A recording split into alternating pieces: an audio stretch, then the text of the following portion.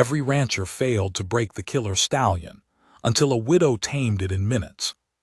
The rope was coiled on my saddle horn the morning I decided I was done. Not done with the horse, done with what men around here said about the horse, and done with what they said about me for keeping him. 14 months of it. That was 14 months of standing at the fence rail watching grown men dust themselves off in the dirt, cuss loud enough to scatter the jays out of the cottonwoods, then walk back to their trucks without looking me in the eye. 14 months of Earl Dempsey telling anyone in the Rimrock feed store who'd listened that Holt Greer was keeping a killer, and that eventually that horse would prove it on a man who couldn't get up. 14 months of Harlan Briggs, who owns 4 sections north of me and a mouth that never quits, saying the county should step in. My name is Holt Greer. I'm 61 years old. I have been around horses since before I could see over a wheel well. I know a killer horse. I have put down 2 in my life and I did not enjoy either time, but I did not hesitate either. Diablo, that was what they called him by then, though I hadn't named him that and never used it. Diablo was not a killer. He was a horse that had been wronged so many times in a row by so many wrong hands that he had come to believe wronging was all a man's hands knew how to do. There's a difference. Most people don't see it. My foreman job at the Keswick spread ended when old Walt Keswick died and his son came down from Denver and sold the land in 3 parcels inside of a month. 60 days later I was ranching on my own, 112 acres I'd scraped together over 30 years, a decent little herd of commercial Angus, a well that never run dry, and a horse nobody wanted. I'd bought him out of an impound lot over near Ozona. He'd already put 2 men in the hospital by then. The story going around was that a rough stock contractor had pushed him too hard for the rodeo circuit, and when that didn't work had sold him to a man outside of Fort Stockton who tried to break him with methods I won't go into detail about. What I know is this. When I walked up to that impound pen that August morning, the horse was standing in the far corner with his ears back and his eyes showing rim, and every other man in the lot was giving him 20 feet of clearance like he was a live wire. I stood at the gate and I just looked at him, didn't lean over the rail, didn't make a sound, just looked. He looked back. After a while he stopped showing rim. I paid the $300 they wanted and trailered him home. What I saw in him I couldn't have explained to Earl Dempsey. Some things you can't put words to, especially for a man who's already decided he knows. I saw a horse that was intelligent enough to have a memory, which is rarer than people think, and that had used that memory to construct a theory of men, and the theory wasn't wrong based on the evidence he'd been given. I thought if I could give him different evidence long enough, the theory might update. That was maybe arrogant, I'm willing to allow for it, but I wasn't wrong about him. What I was wrong about was how long it would take, and how many men would come out to my place to prove they were the one who could sit him, and how each man who got thrown, and they all got thrown, would leave a little more damage behind. Not just on the horse, on me, on my standing in this county, which had never been high to begin with and was getting lower. You have to understand what it means to a man who spent 40 years earning a reputation in a specific and narrow field to have that reputation systematically dismantled by a horse he has not been able to sit. It means something. I went to bed some nights, and the ceiling of my bedroom was just a dark place I stared at, trying to calculate what was left of me if this went the way it looked like it was going. My wife Carol had been gone 4 years by then. Cardiac event, they said, like her heart was a news story. She would have understood about the horse. She understood most things I couldn't say out loud, but she wasn't there to understand, and so I carried it alone the way I'd gotten good at carrying things. The morning I said I was done, not with the horse but with the men, was a Tuesday in late October. Cold had come in off the plains overnight, and the light was that particular October light that's hard and slant and doesn't warm anything up, just illuminates it. Briggs had called me the day before saying he had a man coming through, a fellow from New Mexico named Castillo, who'd done exhibition work and had never been thrown. I told Briggs this wasn't a show. Briggs said Castillo would have the horse gentled inside an hour. I said he could come. I don't know why I said it. Some part of me still hoping, maybe. Or some part of me that wanted a witness to my own failure so I could at least stop waiting for it to happen. Castillo showed up in a truck that cost more than my barn. Young, maybe 32, 33. Good build, easy confidence, the kind of handsome that makes a man 61 feel like a fence post. He had gear I'd never seen, and he talked about the horse before he'd laid eyes on him, talked about the approach he was going to use, and I stood there listening, and I could already hear Briggs thinking this was it. He wasn't on the horse 4 minutes. It wasn't even a bad fall. The horse just turned inside a step and unloaded him the way you'd unload a sack of feed, efficient, no drama, already done with it before Castillo hit the ground. Castillo lay there a moment, not hurt bad, then stood and looked at the horse, and I could see his jaw working on something he wasn't going to say in front of me. He left without speaking to me again. Briggs leaned on my fence rail, and I waited for it. He said, "Holt, that horse is going to kill somebody." I said, "He hasn't killed anybody." Briggs said, "Not yet." Then he got in his truck and followed Castillo's dust down my road. I stood there in the cold with the rope coiled on my saddle horn, and I thought about it for a long time. About what I'd been holding onto and why. About whether what I was doing was actually for the horse, or for something older and harder to name. Some need to be right about a thing when everything else had said I was wrong. About Carol, though I tried not to let myself go there too often anymore because it didn't end anywhere useful. The horse was at the far end of the round pen. He was watching me. He always watched me. In 14 months of men coming and going, he had never once offered to charge the fence when I was near it. Not once. The other men, he'd track them with his body turned toward them, nostrils reading the air. With me, he just watched. I knew what I knew. I just didn't know if knowing was enough. I went inside and I made coffee, and I didn't pick up the phone when it rang twice that afternoon. Both times it was a Texas number I didn't recognize. Briggs had probably started making calls. The county extension office maybe, or a livestock attorney. Briggs was the kind of man who did things in an order. I sat at my kitchen table until the light went out of the windows, and then I sat in the dark for a while, which was something I'd developed a habit of and never bothered to break. The knock on my door came around 8 that evening. I get up slow these days. Knees. I opened the door and there was a woman standing on my porch I didn't recognize, which by itself was something. I'd been in this county 31 years and I knew most faces. She was maybe 50, 55. Dark hair going silver at the temples, wearing a coat that's seen some weather and boots that's seen more. She had a casserole dish in her hands wrapped in a dish towel, and she looked at me the way you look at someone you've already decided something about and are just now confirming. She said, "Are you Holt Greer?" I said I was. She said, "I'm me Castor. My husband was Del Castor. He ran the Castor place out on the Persimmon Road until he passed 2 years back. I heard you had a horse in trouble." I thought about that phrase for a second. A horse in trouble. Not a dangerous horse, not a horse that needed putting down. A horse in trouble. I said, "Come in." She set the casserole on my counter, some kind of chicken and rice thing that smelled like a house that had a woman in it, which my house had not smelled like in 4 years, and she sat down at my kitchen table like she'd been there before.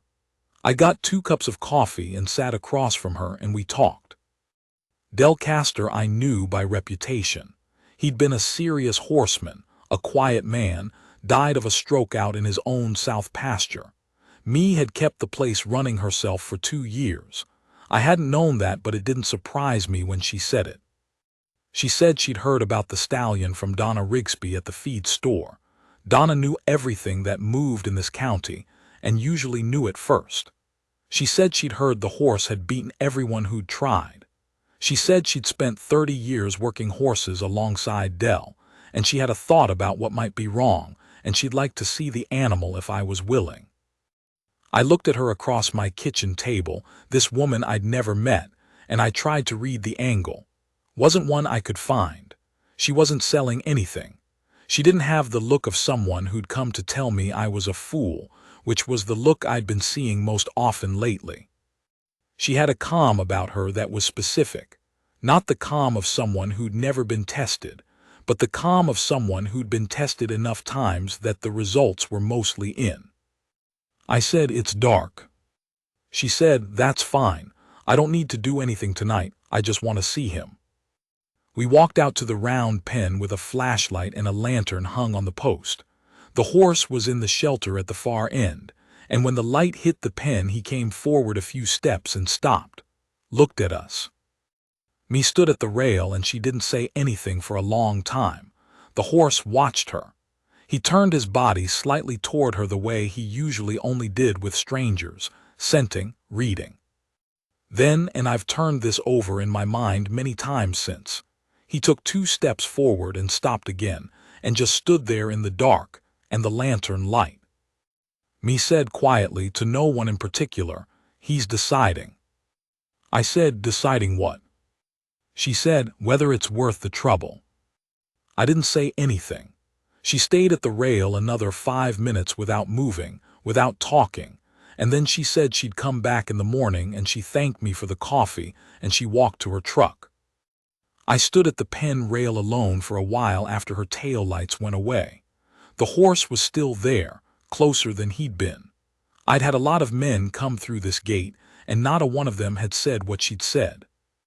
Not a one of them had looked at that horse and thought about what the horse was deciding.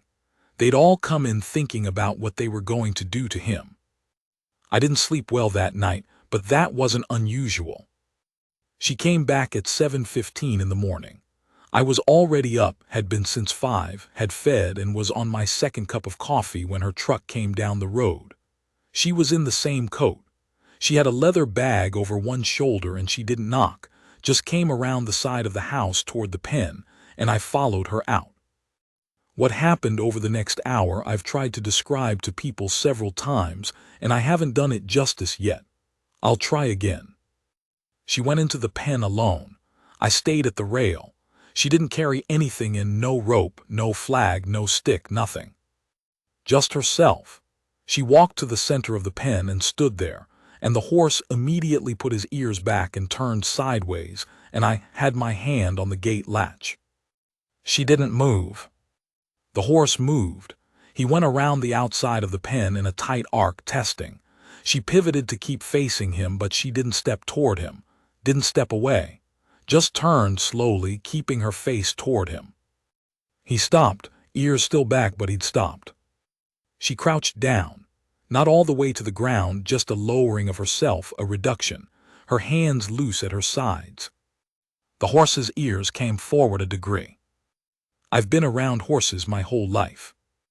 I know the literature, know the methods, know what Dorrance and Hunt figured out, and what the Californio traditions knew before that, and what the Lakota horsemen knew before all of it. I know pressure and release. I know the dance.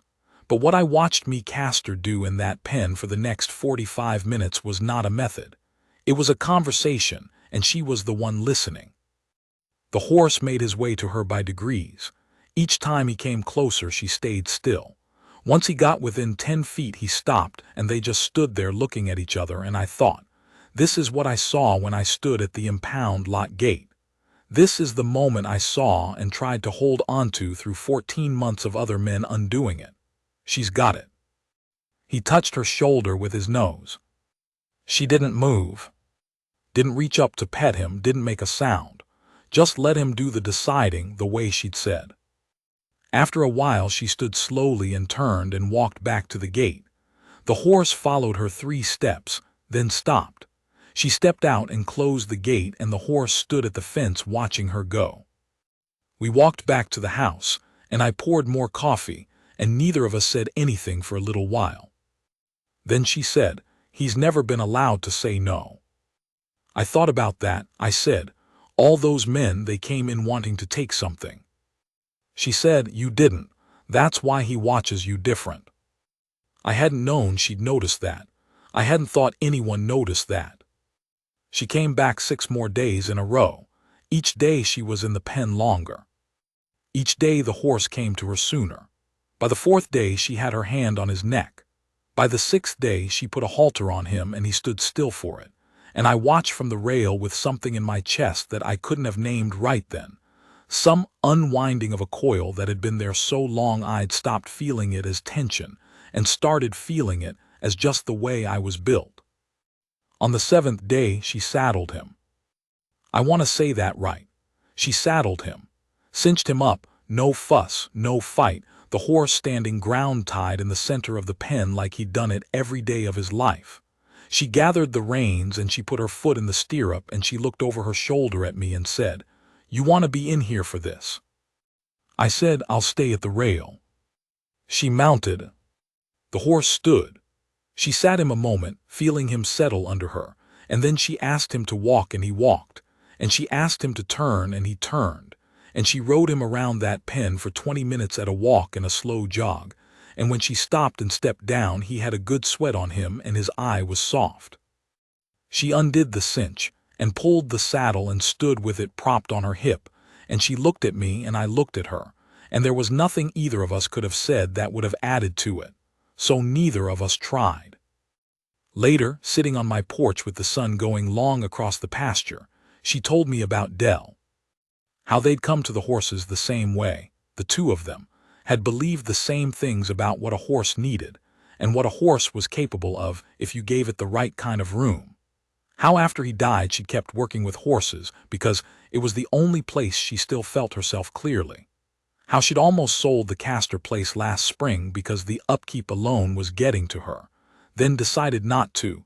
Decided she wasn't ready to let go of it even if she was running it on less than Dell had. I listened.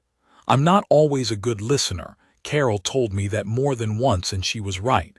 But I listened to me and I didn't interrupt and I didn't think about what I was going to say next. I just listened. She said, "Can I ask you something?" I said yes. She said, "Why'd you keep him this long? 14 months. All those men coming out. You could have moved him on a year ago." I looked out at the pasture.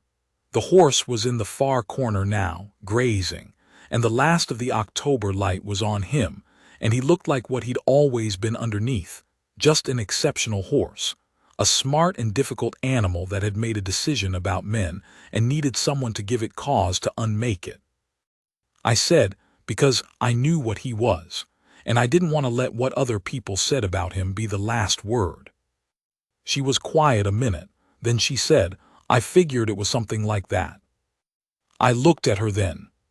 She was looking at the horse, her coffee cup in both hands, and the light was on the side of her face, and she had that particular quality of stillness she always had, that stillness that wasn't passive, it was full, occupied.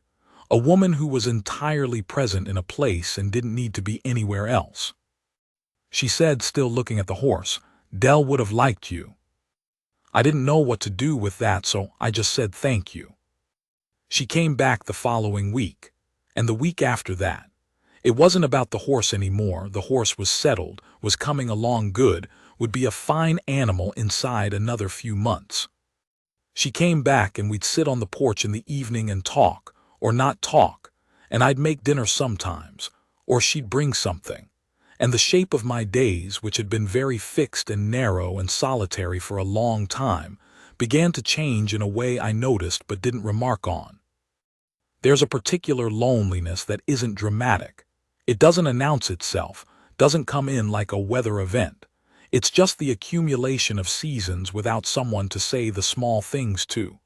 The fox was back in the north pasture, the windmills making that noise again. Carol used to read in the chair by the window on Sunday mornings, and I hadn't been able to sit in that chair since she died. And one evening in December me sat in it without knowing what it was, just sat down with a book she'd brought, and I stopped in the doorway and looked at her, and the feeling I had was not grief, or not only grief. There was something else in it. I told her about Carol, not all at once, over several visits in pieces, the way you tell things when you're not performing sadness but just accounting for how you got to where you are. Me listened the way she listened, which was complete. She asked good questions, the specific kind, not the general sympathetic kind. She told me about Dell in the same way, in pieces, over time, honestly, not flinching from the hard parts. We were two people who'd been through the main thing and come out the other side still standing. You'd think that would mean you have less to offer, less to give, used up. That's how I've been thinking about myself for a while. I think a lot of men my age think about themselves that way, as though the best of what they had was behind them, and what was left was just maintenance and diminishment. Me didn't seem to think that about herself, and she didn't seem to think it about me either. When she looked at me like I was the full accounting, not the version before Carol died, not the younger Holt Greer who had his knees and a foreman job and 30 years ahead of him, but the actual man in front of her. The one who'd held onto a horse everyone said he should give up on. The one who knew what he knew and didn't need the county to confirm it. I'm not good with words about these things. Never have been. Carol always said I communicated better with my hands than my mouth, and she meant it as both a compliment and a complaint, which is fair. What I will say is this. One evening in January, cold and clear, we were in the barn and I was doing the last check before dark and she was there helping. She'd started doing that. Just being there in the way you are when a place has become familiar to you. And I was working the latch on one of the stall doors that'd been giving me trouble, and she came and stood beside me and put her hand on the latch next to mine, and we got it open together, and she just stayed there, her shoulder against mine, and neither of us moved for a moment. I turned and I looked at her and she looked back. She said, "I'm glad I came out that first night." I said, "I'm glad you knocked." She said, "You wouldn't have come to me. I know that about you already." She was right, I wouldn't have. It's not that I didn't want something. I'd been wanting something for a long time without being able to name what it was. I just didn't know how to go toward it. I'd been standing at a rail, watching, waiting, the way I'd done with that horse in the impound lot, hoping something would decide to come forward on its own. Me laughed a little when she said it, not unkind, just knowing, and I laughed too, which surprised me, because I hadn't laughed much in a while and I'd forgotten it came that easy. In March, she moved the last of her horses over from the Castor place. It made practical sense.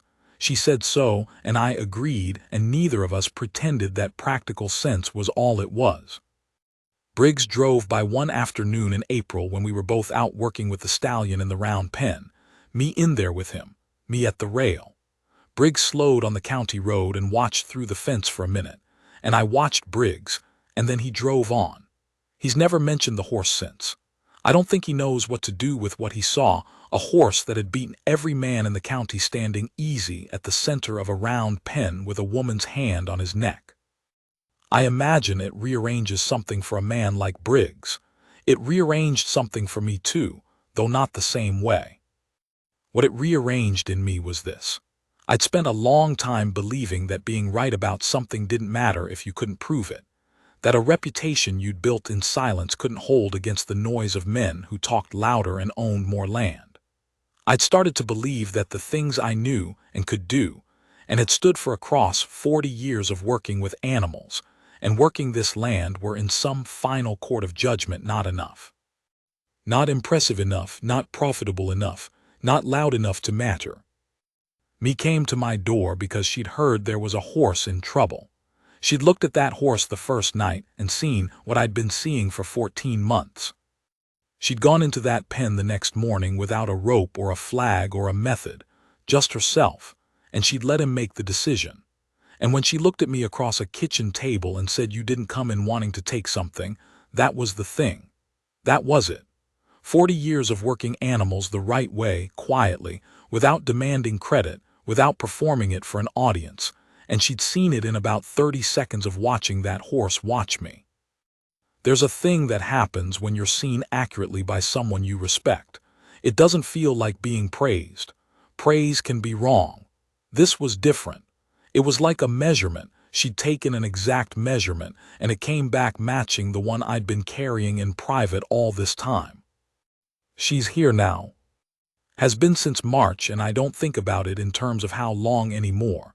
The way you stop counting days at some point and just live in them. The Castor place is leased out to a young couple running Herefords. Me checks in on it when she wants to, and otherwise it's theirs. She's got her horses in my barn. Some mornings I wake up before the light and I can hear her in the kitchen, and I lie there a minute listening to the sounds of a house that has someone in it again. And I'll tell you plainly, it's the best part of my day. The stallion's name is Walker now. My name for him, not the name anyone else put on him. He's out in the pasture most mornings, coming in easy at dusk. I put a young man named Cord on him last month, a careful kid, 24 years old, who works for me part-time and who I've been watching for a year now, seeing how he handles himself around the animals. Walker carried him around the pen like he'd been doing it all his life. Cord stepped down and looked at me with something in his face that was close to wonder, and he said, "How'd you get him here?" I said I didn't, a woman did. Cord waited like there was more. There's a lot more, but I stood there and thought about how to tell it and realized I couldn't tell it right in a few sentences, so I just said, "You've got good hands, Cord. Keep going like that." The way things get fixed in this life is not usually the way anyone expects.